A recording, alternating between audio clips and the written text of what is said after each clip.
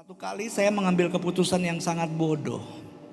Seringkali orang-orang kayak kita memilih memakai topeng untuk jadi seperti yang kalian mau.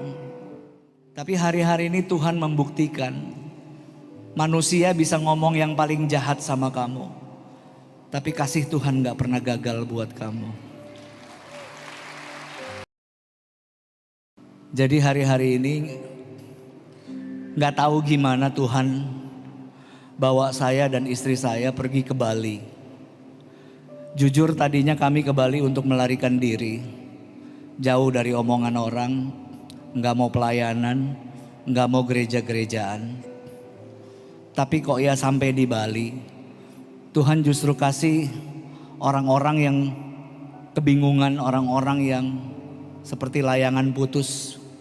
Sementara kami berdua ngerasa seperti layangan putus. Kami ngerasa orang buang kami, orang menolak kami, orang benci ngelihat kami. Tapi gak tahu bagaimana Tuhan bekerja. Tiba-tiba kita berdua kayak dibawa dekat lagi sama Tuhan. Dan masuk proses itu makin hari kita ngerasa banyak banget yang Tuhan rubah di dalam kami. Dan orang-orang yang kumpul sama kita di Bali, hari lepas hari tambah terus. Dari yang cuman anak-anak muda, hari ini kita punya 3 ibadah yang sudah ada sekolah minggu segala. Terus kita jadi yang Tuhan, aku gak layak terima itu. Aku justru ngerasa gak punya keberanian untuk bisa melayani Tuhan lagi. Tapi hari-hari ini Tuhan membuktikan manusia bisa ngomong yang paling jahat sama kamu, tapi kasih Tuhan gak pernah gagal buat kamu. Saya dengar tadi Pastor Andrew tadi pagi kasih kesaksian.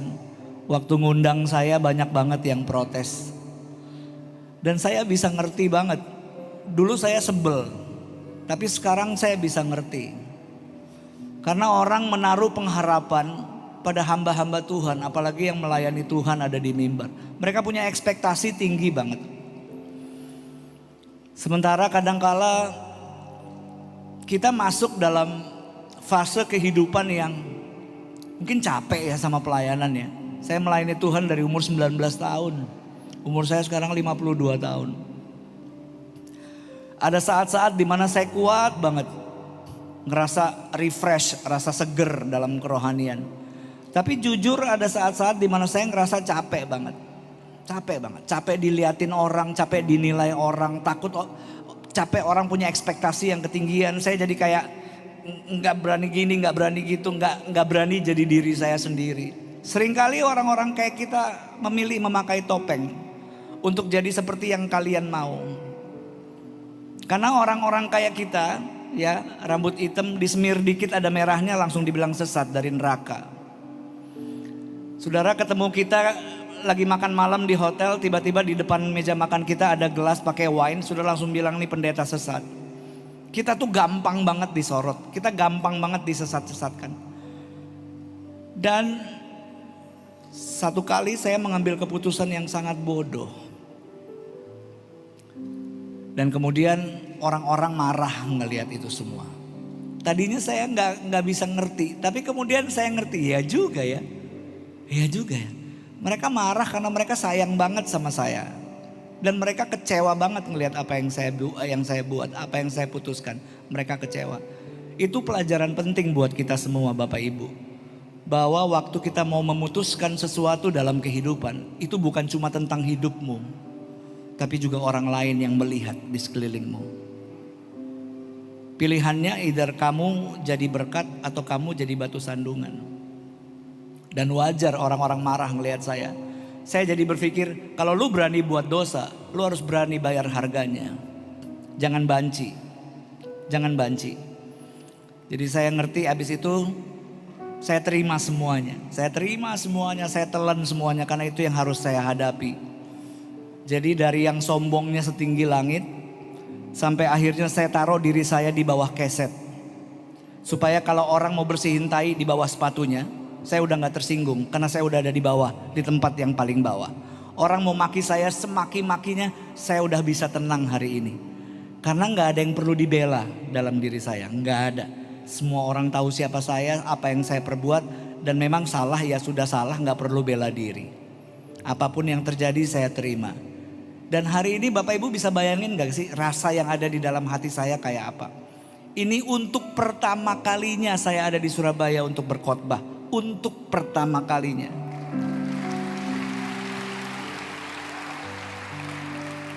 Saya waktu diundang sama papanya mereka. Sorry ya aku bilang ini, papahmu tuh gendeng apa ora ya? Kok berani ngundang Frankie Siombing loh? Saya pikir gak ada yang duduk di sini hari ini. Siapa yang mau lihat saya?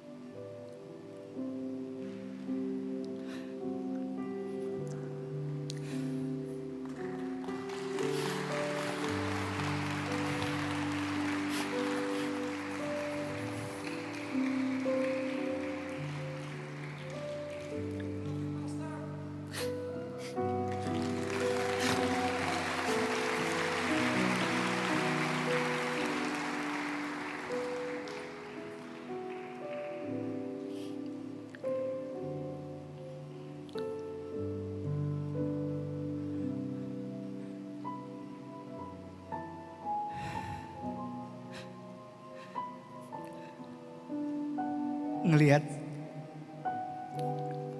Bapak Ibu duduk di situ hari ini. Itu kayak ngebakar saya. Kasih saya semangat untuk terus berdiri.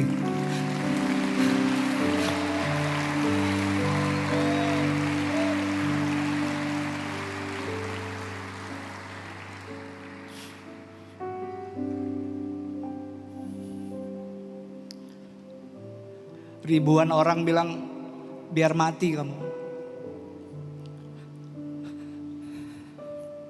Tuhan gak mungkin ngampuni kamu. Kamu lihat hidupmu akan hancur. Anak-anakmu akan hancur, keluargamu akan hancur.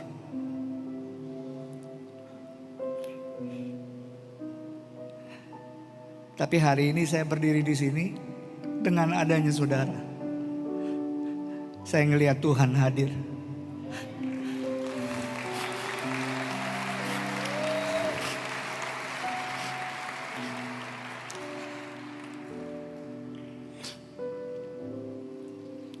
Terima kasih untuk menjadi perwakilan Tuhan.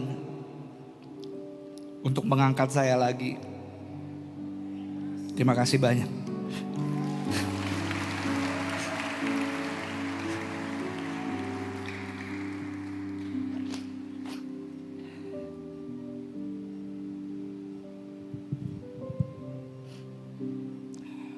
Udah jangan lama-lama nangisnya. Saya pengen banget sharing hari ini.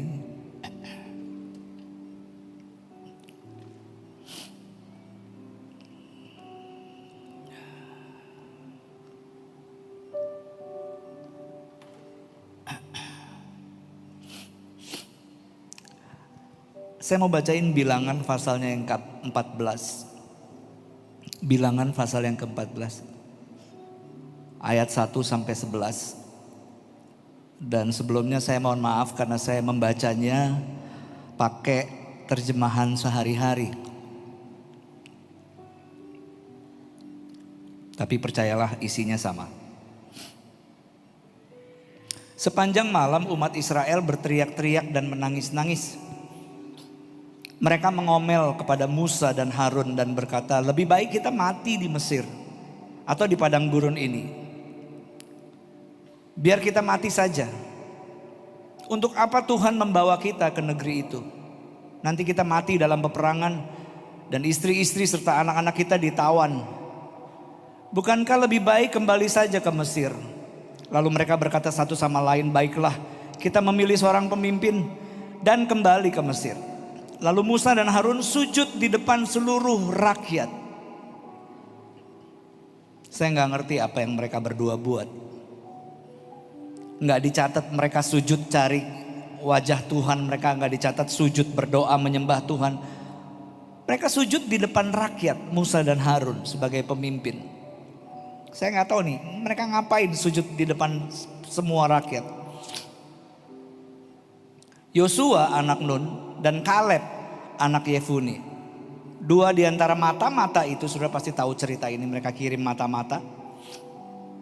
Dan dari 12 yang dikirim, 10 semua ketakutan. 10 panik.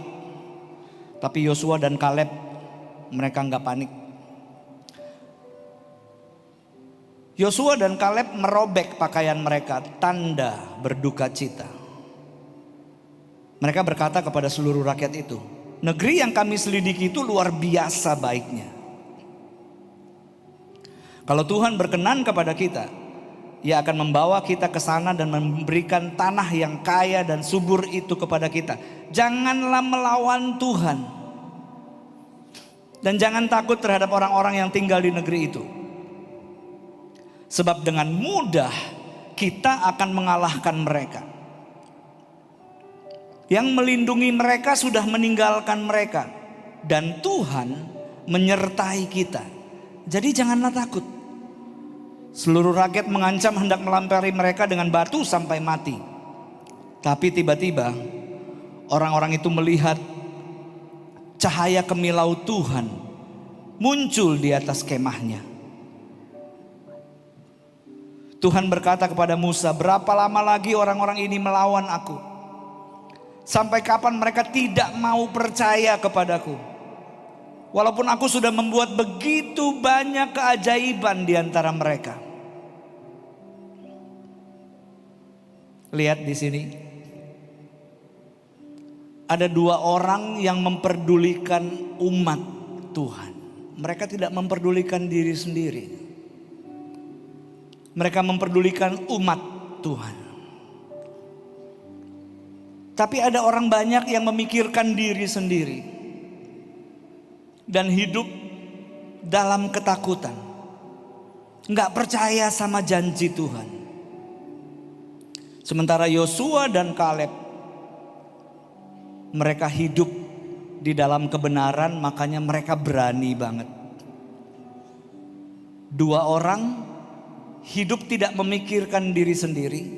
Mereka hidup memikirkan suatu bangsa yang besar. Makanya nggak takut. Sementara suatu bangsa yang besar memikirkan dirinya masing-masing.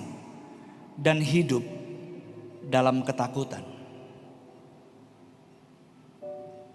Jadi Bapak Ibu, caranya supaya kita nggak perlu takut sama apapun yang sedang terjadi hari ini adalah jangan pikirkan diri sendiri.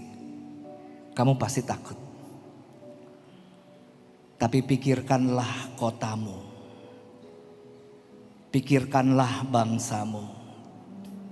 Pikirkanlah tetanggamu.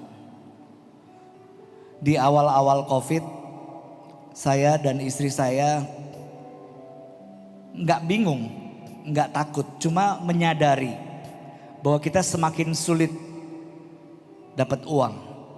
Kita berdua nggak bekerja, kita tidak pernah digaji oleh apapun, oleh siapapun. Istri saya memutuskan untuk berhenti syuting karena tinggal di Bali. Saya waktu itu belum punya pelayanan yang tetap, dan hari ini pun waktu kami pelayanan, kami tidak mengambil uang 1 rupiah pun dari komunitas di mana kami melayani. Enggak. Justru kami yang sekarang kasih uang ke komunitas. Kita bayarin orang uang kos, kita bikin makanan untuk anak-anak yang gak bisa makan. Kadang-kala mereka datang ke rumah untuk makan bareng-bareng sama kita yang keluar uang. Nah, satu kali dalam keadaan tabungan yang semakin menipis, tiba-tiba Tuhan bicara tentang musisi yang ada di Bali. Karena Bali itu banyak pemain musik yang di kafe-kafe. Dan waktu itu awal-awal karena semua kafe pada tutup, musisi pada kehilangan pekerjaan. Lalu kita mulai kasih rumah kita dipakai untuk mereka bisa ngamen di studio. Rumah kita ada studio kecil. Jadi semua musisi di Bali hari Senin, Selasa, Rabu, Kamis, Jumat, Sabtu, Senin, Minggu, Senin itu semua giliran nyanyi di studio kita, disiarkan di sosial media Feby, sosial media saya. Kebetulan lumayan, sosial media Feby itu Instagramnya followersnya sekitar 450.000.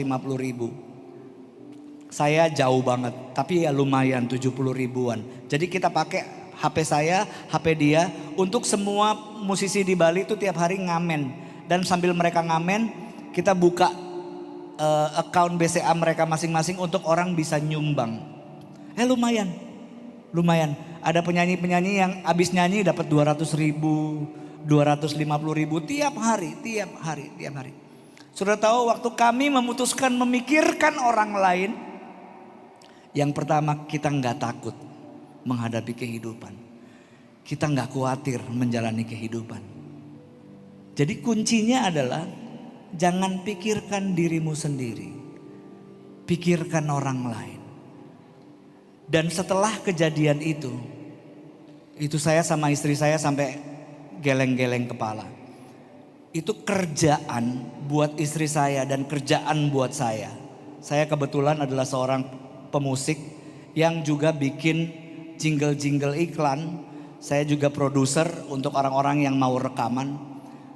Dari mulai hari itu Tuhan kasih kita job, kerjaan itu enggak stop-stop. Enggak stop-stop. Itu luar biasa banget Tuhan. Dan tahu saudara, semakin Tuhan ngegas, saya gas balik. Karena buat saya gini, kalau hidup kita terus mengalirkan berkat yang dari atas, mengalir ke orang lain, mengalir ke orang lain, mengalir ke orang lain. Tuhan lihat dari sorga, dia bilang begini, ini anak satu ini, mereka kalau nolong orang gak ada remnya. Tuhan langsung bilang sama malaikat, malaikat kasih dia berkat jangan pakai rem. Karena dia juga melakukan hal yang sama buat orang lain. Dengar baik malam hari ini, jangan ngerem kalau mau nolong orang. Jangan pakai rem, gaspol. Mau duitmu tinggal 500.000, gaspol. Kalau udah tinggal 500.000 jangan bikin nasi bungkus 500 bungkus, habis duitnya. Bikin aja 20, gas terus. Pasti nanti ada 1 juta. Bikin 20 jadi 40, pasti nanti ada 10 juta. Bikin 500, pasti nanti ada 50 juta. Bikin 2.000, bikin 3.000. Kalau kita gaspol, Tuhan gaspol buat kita. Jangan mikir diri sendiri, pikirkan orang lain. 1 Korintus 13 ayat 13. Demikian tinggal ketiga hal ini, yaitu iman, pengharapan, dan kasih. Dan yang paling besar di antaranya adalah kasih. Saya selalu ngomong sama teman-teman leaders di Bali. Saya bilang gini, hidup kita itu seperti sponge. Tahu sponge? Ya. Saudara datang ke tempat ini, itu saudara kayak disiram air. Sponsnya menyimpan banyak air. Berkat Tuhan, kasih Tuhan, pewahyuan, lawatan Tuhan, kesembuhan, mujizat. Wah, kita kayak terima air banyak banget.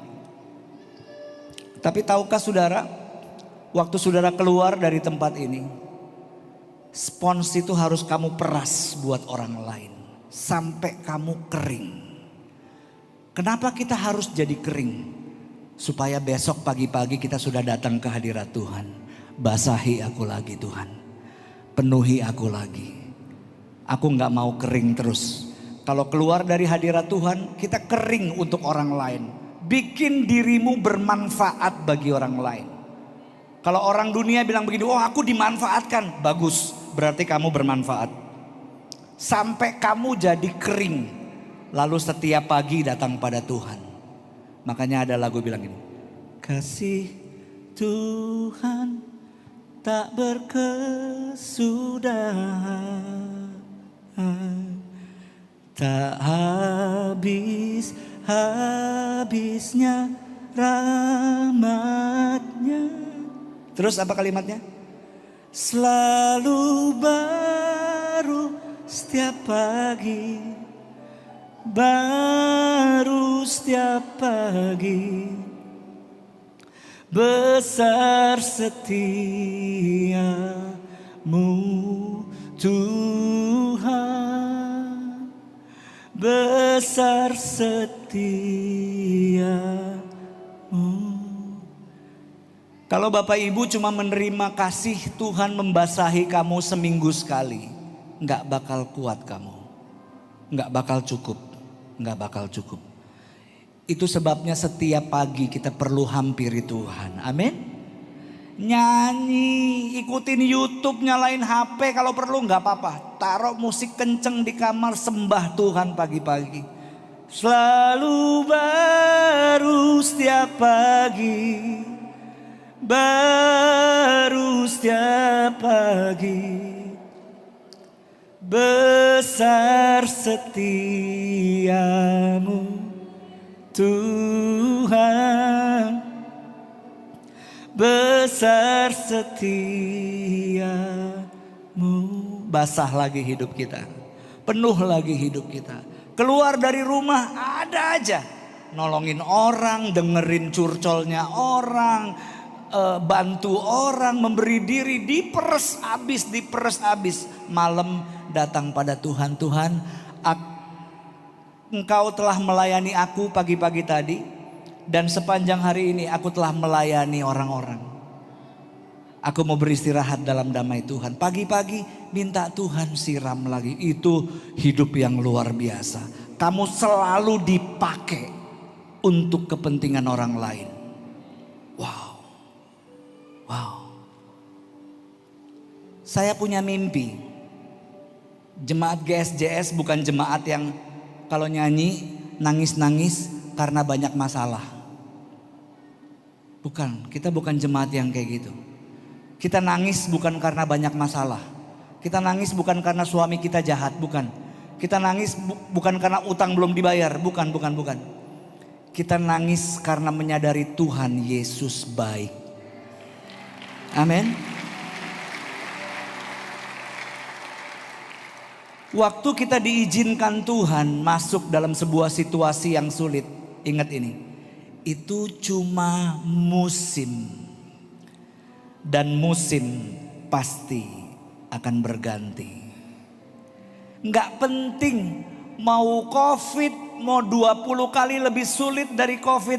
Kalau Tuhan bersama kita, Mazmur 91 akan terjadi atas kita. Perlindungan Tuhan penuh atas kamu.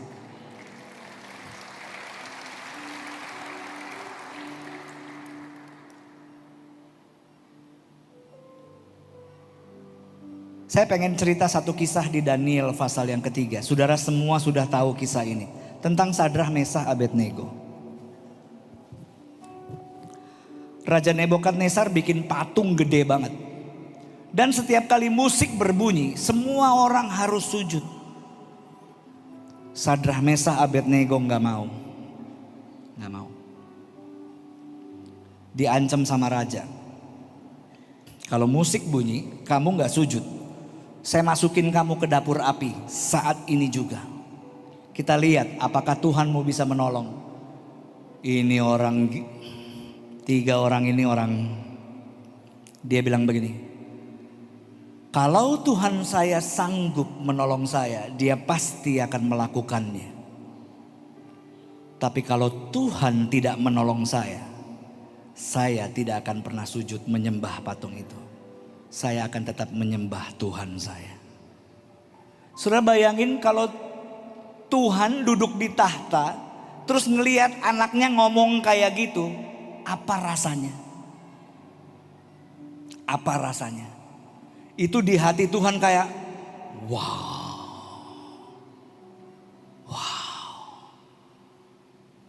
Saya jadi ingat waktu Stefanus ditimpuk batu sampai mati. Saudara tahu kisah itu.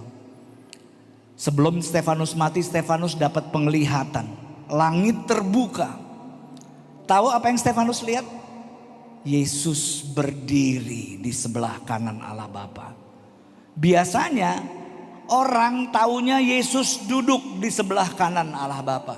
Tapi kali itu Yesus berdiri. Apa artinya Yesus berdiri? Dia hormat sama orang yang sangat percaya pada Tuhan. Sampai berani kehilangan nyawanya. Kita harusnya jadi orang-orang yang berani menghadapi kehidupan bersama dengan Tuhan.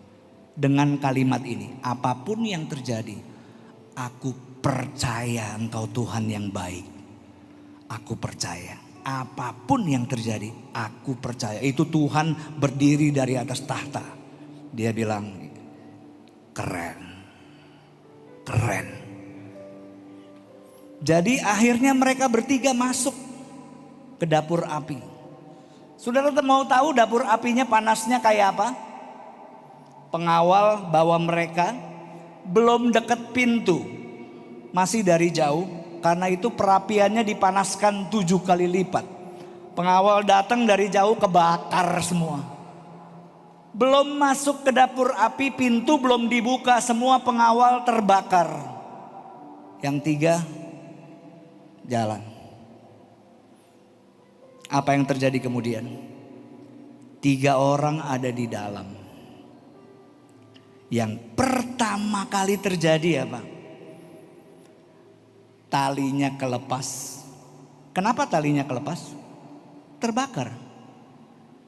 Tapi mereka enggak terbakar. Tali terbakar.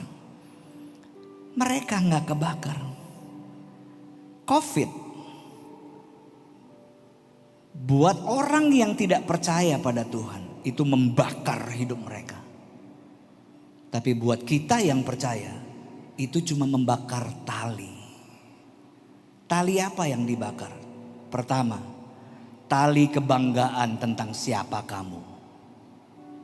Dulu kita bangga banget sama kita, sama diri sendiri. Wis, perusahaanku 7, rumahku Darmo, pagar 8 meter, satpam 2, buaya 7, singa 8. Gajah main-main di dapur. Gila. Bangga banget sama diri sendiri. Wah, aku orang hebat, aku orang pinter. Begitu kena COVID, jeder. Tali pertama yang diputuskan. Tali kebanggaan tentang diri sendiri. Siapa yang bangga sama diri sendiri hari ini? Angkat tangan. Halo, assalamualaikum. Halo. Tabungan 3 miliar sekarang tinggal 30 juta. Mau bangga? Yang punya pabrik oksigen mati kekurangan oksigen. Mau bangga?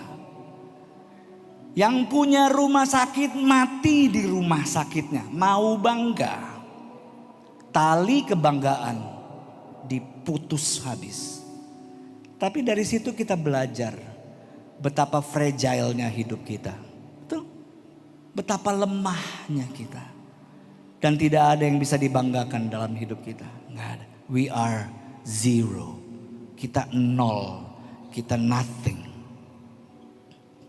Tali yang kedua yang diputuskan dalam hidup kita adalah tali usaha pribadi. Kita ini orang yang pengen terus mengusahakan segala sesuatu. Kita nggak takut kalau punya masalah gede segede apapun, asal kita masih bisa mengendalikan. Nah,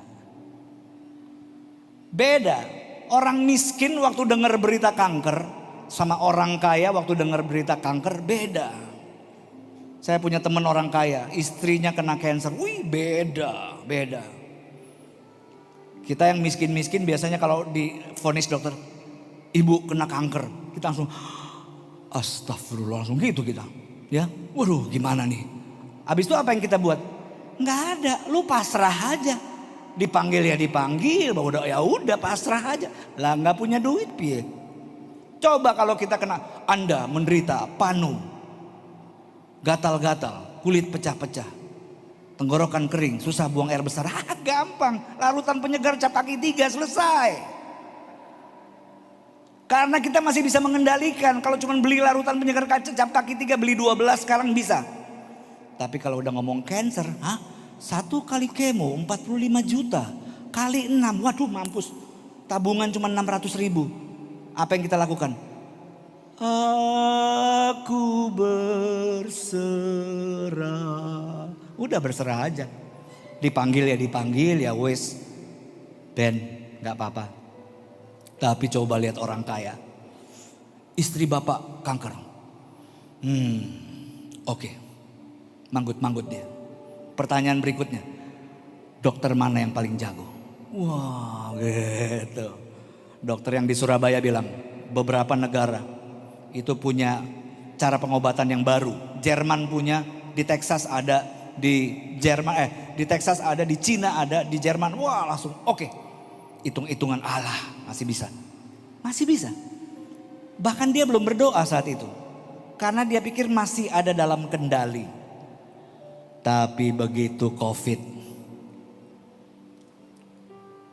tali usaha pribadi yang biasanya kita bisa kontrol segala sesuatu, hari ini tiba-tiba kita kehilangan kendali dan kita mulai takut dan akhirnya mulai berserah pada Tuhan. Tali yang kedua dibakar sama Tuhan, tali usaha manusia. Nggak laku. Tali yang ketiga, tali kepemilikan pribadi. Kita lupa satu hal. Alkitab Perjanjian Baru tidak ada kata kepemilikan, nggak ada. Yang ada adalah penitipan. Yang ada di kantongmu, yang ada di account bankmu, yang ada di bawah bantalmu, emas berapa kilo yang ada di lemarimu, itu bukan punya kamu, itu titipan, itu punya Tuhan. Kita ini cuma pengelola. Dan hari ini kita baru sadar bahwa semua yang kita anggap punya kita, hilang dalam sekejap. Tapi berbahagialah orang yang tahu bahwa semua yang ada pada kita hari ini cuma dititip sama Tuhan. Tuhan bilang kelola dengan baik. Di gereja kami saya tidak mengajarkan perpuluhan. Gak ada. Loh kok bisa? Iya, karena yang punya Tuhan bukan 1/10. Yang punya Tuhan 100%. Kamu gak punya apa-apa. Kalau Tuhan bilang kasih, kasih. Tuhan bilang kasih semua, semua.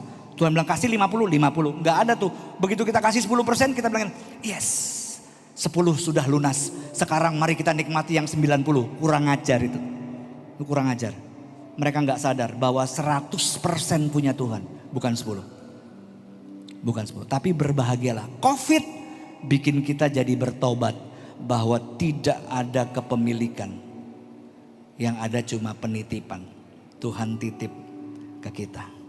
Ayub lulus melewati semua ujian kepemilikan. Wih, anak banyak, rumah banyak, ternak banyak. Semua punyanya berbanyak-banyak. Tuhan uji habis dalam waktu 1 hari. Hilang. Tapi Ayub lulus. Saya berdoa Bapak Ibu dan saudara yang hadir hari ini. Jangan cuman lolos. Tapi lulus. Amin. Kalau lulus artinya apa? Ikut ujiannya sampai selesai. Stop berdoa gini. Tuhan cepat-cepat selesai COVID. Karena bukan doamu yang menentukan itu. Kedaulatan Tuhan yang menentukannya. Waktu Tuhan pasti yang terbaik. Bukan waktumu. Doa kita gereja Tuhan adalah kuatkanlah aku. Dan buat aku belajar. Supaya begitu ujian selesai. Kita semua satu jemaat GSJS naik kelas semua. Amin. Kita semua naik kelas semua. Luar biasa. Terus kejadiannya membingungkan. Tiba-tiba orang melihat loh. Kan kita masukin 3 orang. Sadrah, Mesah, Abednego. Terima kasih. Nomor sepatumu berapa sayang?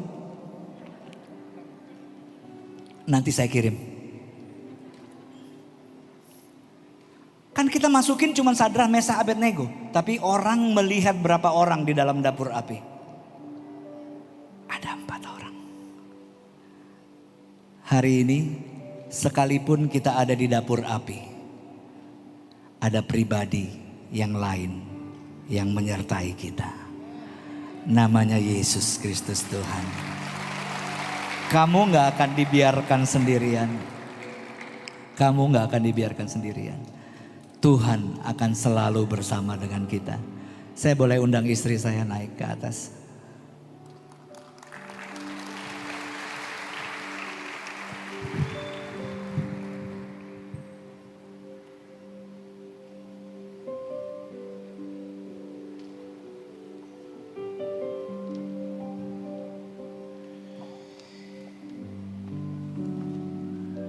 Haleluya, Yesus.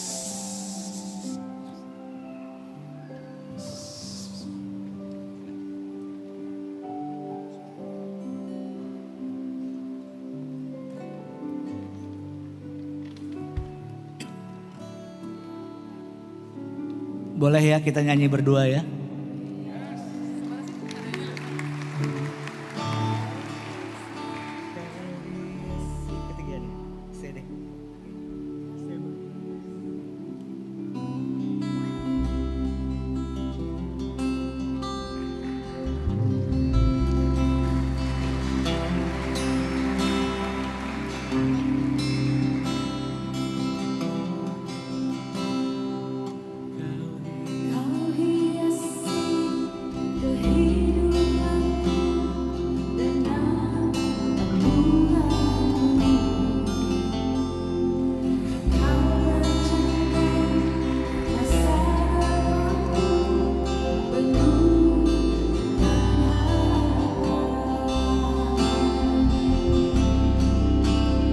Aku ada saat ini, semua berkat kemurahan-Mu.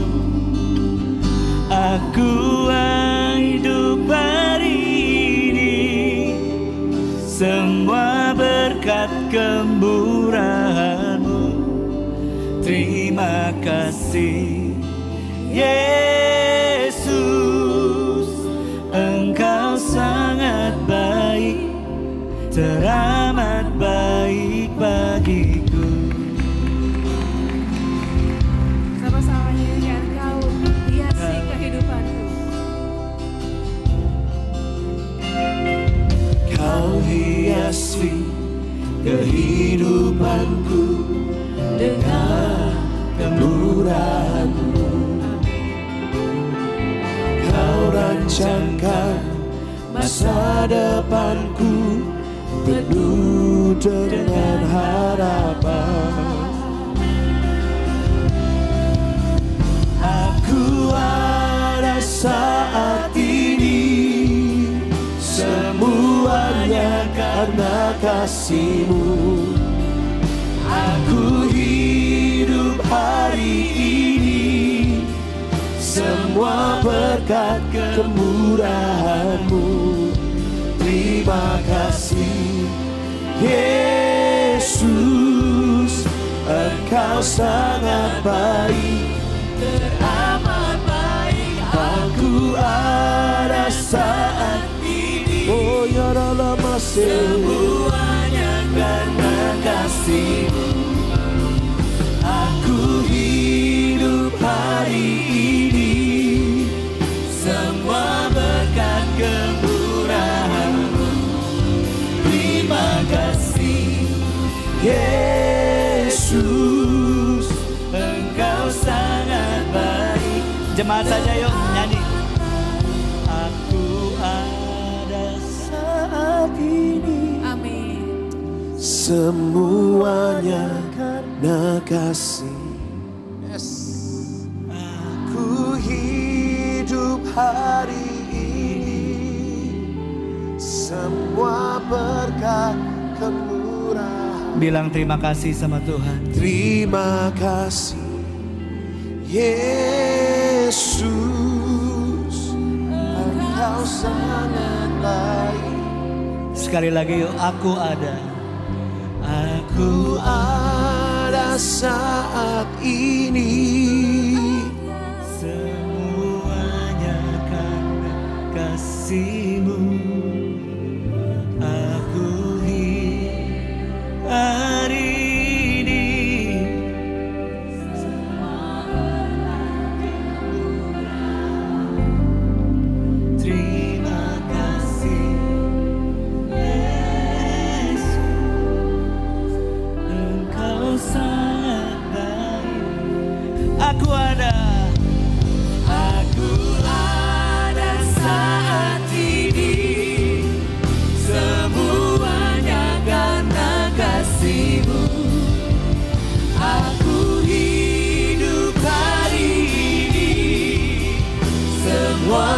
berkat kemurahan. Amin. Terima kasih Yesus, Engkau sangat baik. Teramat baik Ku ada saat ini. ada semuanya karena kasih. semua karena Aku hidup hari ini semua berkat kemurahan-Mu. Terima kasih Yesus, Engkau sangat baik. teramat baik. Terima kasih Yesus, Engkau sangat baik. Katakan terima kasih. Terima kasih Yesus, Engkau sangat baik, teramat baik bagi. Yes. Oh.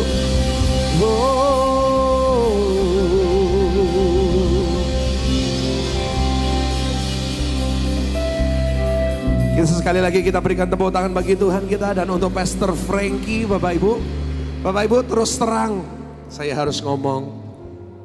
Pertama kali kami mengundang Pastor Frankie, ada banyak hate comment. Dan bahkan tadi siang ada yang ngechat saya menghujat GSJS. Kenapa kok harus mengundang Pastor Frankie? Bapak Ibu Saudara, GSJ saat pertama kali papa saya mau mengundang Pastor Frankie, saya orang pertama yang ngomong yes. Saya tidak menolak dan bahkan saya langsung ngomong yes. Kenapa? Saya tahu saya pun banyak sekali kekurangan. Saya pun banyak sekali hutang sama Tuhan. Saya bukan orang yang sempurna, bahkan saya orang yang banyak salahnya. Namun Tuhan tetap menerima saya. Saya tidak pernah menganggap diri saya lebih baik daripada Anda. Saya tidak pernah menganggap diri saya bahkan lebih baik daripada siapapun. Bapak Ibu Saudara, GSJS bukan gereja yang sempurna. GSJS banyak sekali kekurangan, banyak sekali kecacatan, dan banyak sekali hal yang minggu lalu pulang dari doa malam, ada orang yang ngechat saya, yang datang di tempat ini, ngelis kepada saya ada 10 kecacatan tentang GSJS Grand City. Saya setuju, GSJS Grand City bukan gereja yang sempurna. Mungkin Bapak Ibu Saudara yang ada di belakang dari tadi ngomong, haha itu dengar apa? Memang Bapak Ibu Saudara, tempat yang gemah, inilah keadaan kami. Harus pindah ruangan, harus menyesuaikan kiri dan kanan. Kami mohon dimaafkan kalau misalnya GSJS di tempat ini ada kurang dan ada salah kepada Anda.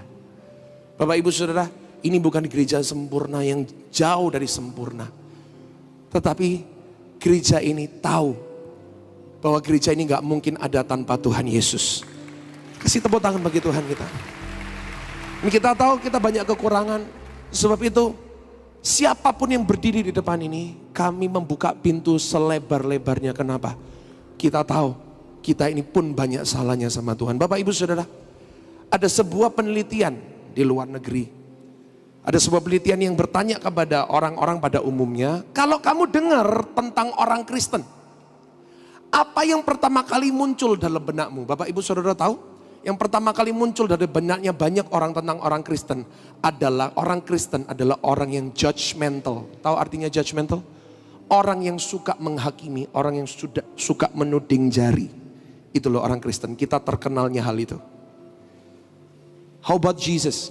Bagaimana tentang Tuhan Yesus? Tuhan Yesus terkenalnya dengan hati yang selalu menerima.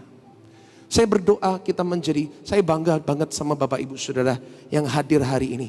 Berarti Anda bisa menerima siapapun yang berada di tempat ini. Kasih tepuk tangan bagi Tuhan kita. Saya salut kepada Anda semuanya. Bapak Ibu, gini. Saat anak bungsu itu pulang ke rumah bapaknya, untung-untung dia ketemu sama papanya. Sama papanya diapain? Papanya lari memeluk dia, menerima dia. Untung-untung. Bapak Ibu, seandainya kalau anak bungsu itu pulang, yang dia ketemu pertama di pintu depan, itu kokonya. Bapak Ibu bisa bayangkan? Apa yang terjadi? Kira-kira anak bungsu itu pulang atau tambah kabur? Semakin baik atau semakin jahat? Bapak Ibu, pertanyaan saya, kita ini siapa? Kita mempunyai hati seperti Bapak di surga? Ataukah kita seperti Koko itu yang mengatakan, kamu jahat, kamu berbuat dosa, saya mau tanya, Bapak Ibu Saudara, ada banyak orang di luar sana yang butuh sentuhan kasih Tuhan. Lewat mana? Di depan pintu-pintu itu Tuhan, orang di luar sana tidak bertemu dengan Tuhan langsung. Bertemunya sama siapa? Bertemunya dengan kita. Saya berdoa Bapak Ibu Saudara, jemaat GSCS, kita mempunyai hati sepertinya hatinya Tuhan. Hati yang selalu menerima. Dan we love you Pastor Frankie, we love you Pastor Feby. Boleh gak sekali lagi kita kasih tepuk tangan bagi mereka dong? Thank you so much. Aku ada saat, thank you so much. Semuanya